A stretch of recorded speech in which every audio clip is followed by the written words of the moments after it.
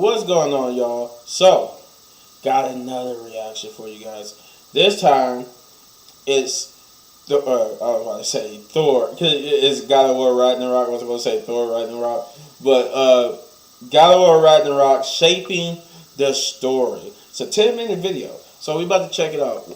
I'm not even going to talk a little bit. We're just going to do it because, like I said, 10-minute video, and I know you guys got stuff to do.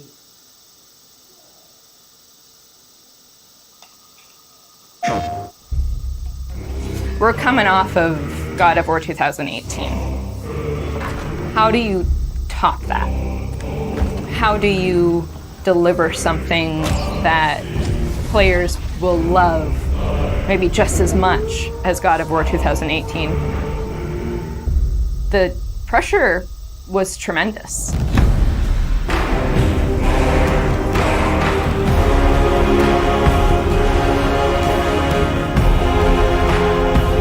My name is Ariel Angelotti, and I am the senior producer for Narrative. My name is Richard Gobert.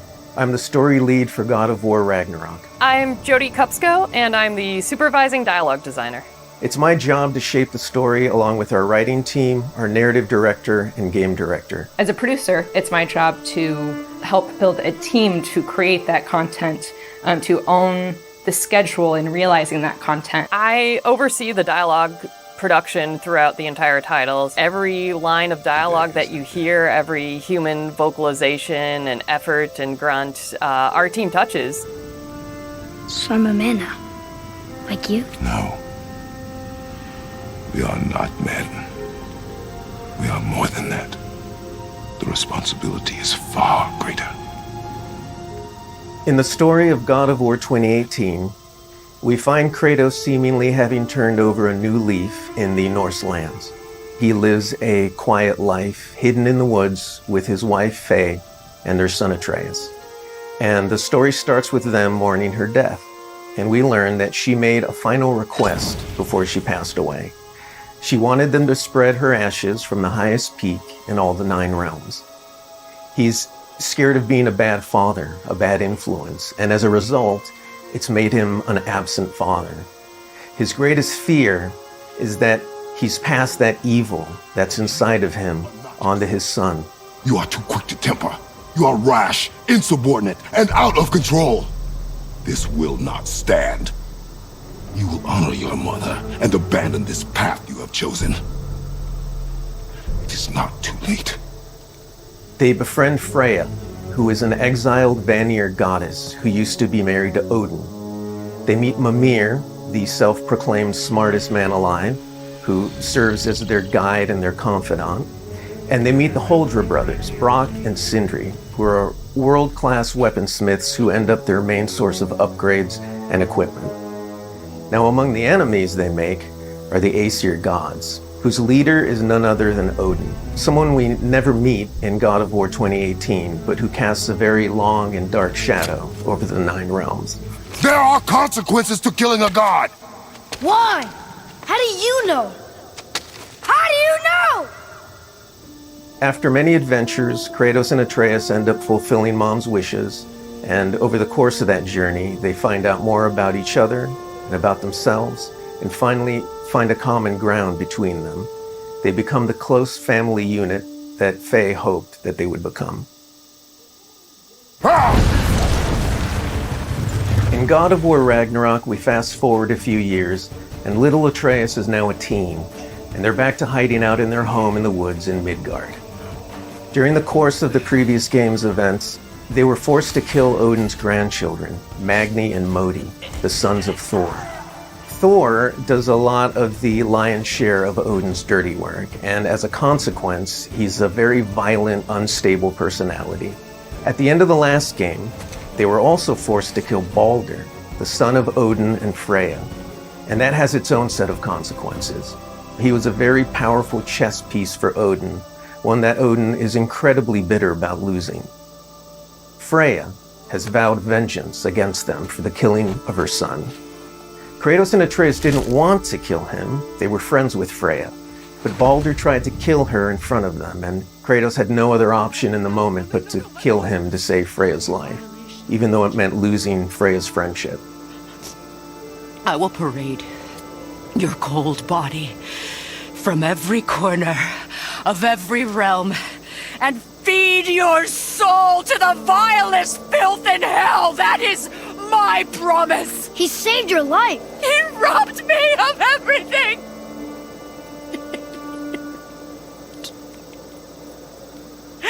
Everything. His death is also foretold to bring about Fimbulwinter, which is a brutal 3-year winter that is then followed by Ragnarok.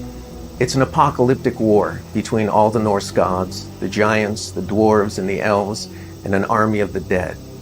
They're all destined to fight in a battle that basically ends the world.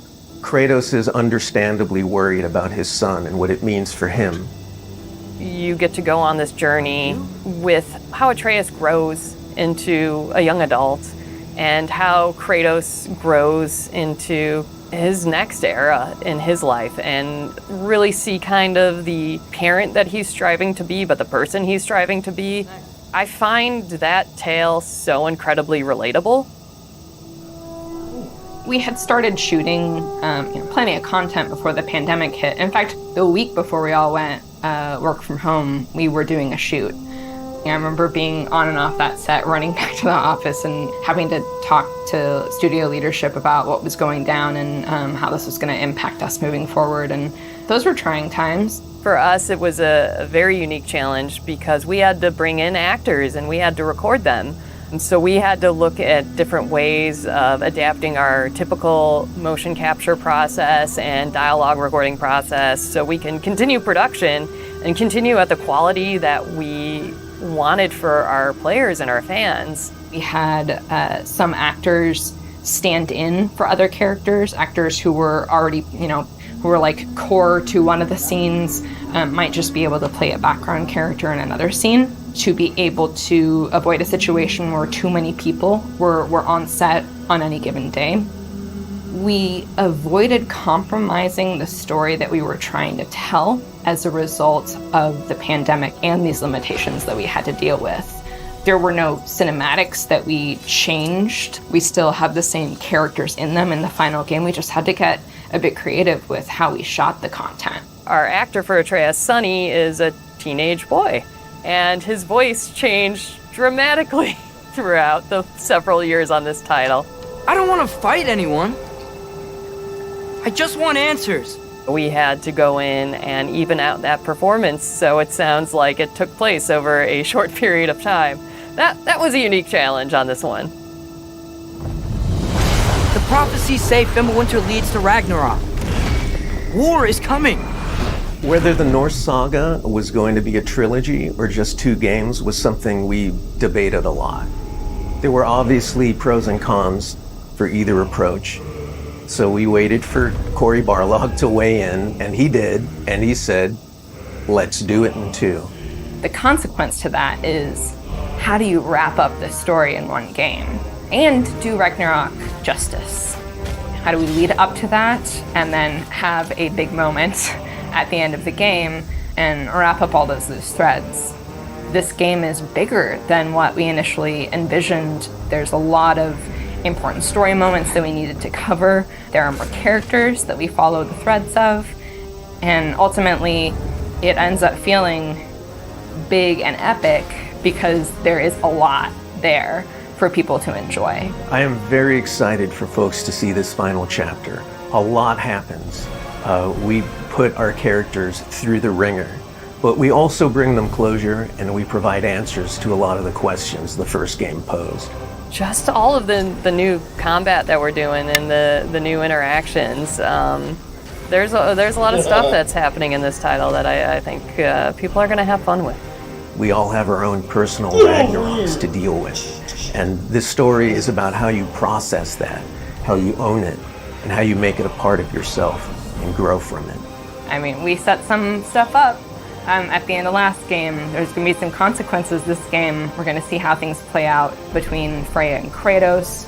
We're going to see how the evolution of the family relationship continues. You got Brock and Sindri, the dwarves, who are kind of part of your makeshift family now. And there's going to be some other characters that we introduce that maybe going to disrupt the balance a little bit.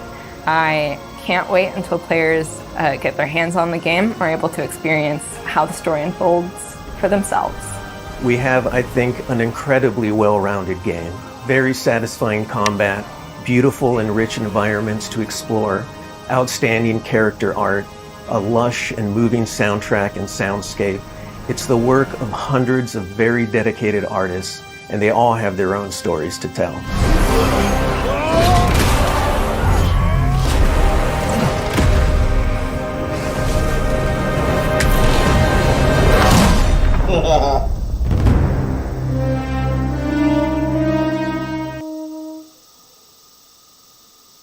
I like that shot, hold on. There we go. That's a nice shot right there. Man, you know that kind of devastates me a little bit. They said they didn't know they was gonna make it a trilogy or just wrap it up in 2 games, and he said let's do it in 2. I was like, oh no, come on, man, do one more, one more. I love God of War. You can't just end. It's so much you could do with the Norse mythology and all that type of stuff, man. Cause like you could have did like Odin being the big bad in the 3rd one, but oh, man, I was hoping that would happen. Well, as I always say, if you enjoy, let me know in the comments down below what you think, and if you enjoyed this video, hit that button right there in the upper right corner for all of my Season 2 reactions. And if you enjoyed the video so much, you want to support the channel, all you gotta do, guys, is hit those buttons because it helps the YouTube algorithm. And as always, hit any one of these videos for more of my amazing content. But don't go anywhere. Got more. Peace out.